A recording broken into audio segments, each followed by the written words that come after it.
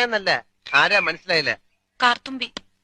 ആരും കാറ് തുപ്പിയൊന്നുമില്ല. എന്റെ പേരാ ഞാൻ പറഞ്ഞത്, കാർത്തുമ്പിന്ന്. നിന്റെ പേര് ഊരുമെന്ന് എനിക്കറിയണ്ട. എന്തിനാ വണ്ടി കയറിയിരിക്കുന്നതാ ചോദിച്ചെ? എന്നോട് കേറിയിരുന്നോളം പറഞ്ഞു. ആരെ? ഒരു കിളവൻ.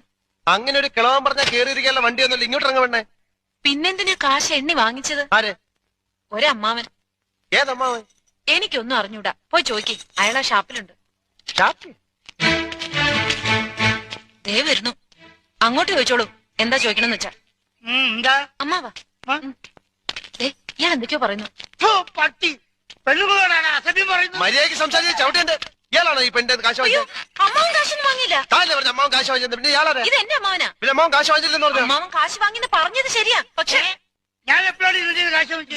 അമ്മാവൻ കാശ് വാങ്ങിന്നല്ല ഞാൻ പറഞ്ഞത്. പറഞ്ഞു അമ്മാവൻ കാശ് വാങ്ങിച്ചെന്ന് പറഞ്ഞു. എന്റെ അമ്മാവൻ കാശ് വാങ്ങിന്നല്ല ഞാൻ കാശ് വാങ്ങിച്ചത്. നുണച്ചിനെങ്ങാനും പറഞ്ഞാലുണ്ടല്ലോ. പിന്നെ നുണ പറയുന്നതിന് എന്ത് വിളിക്കണം? സത്യമാമെന്ന് വിളിക്കണം. ഞാൻ പറഞ്ഞത് നേര് തന്നെയാ. ഇത് എന്റെ അമ്മാവനാ. പണം വാങ്ങിയത് വേറൊരു അമ്മാവനാ.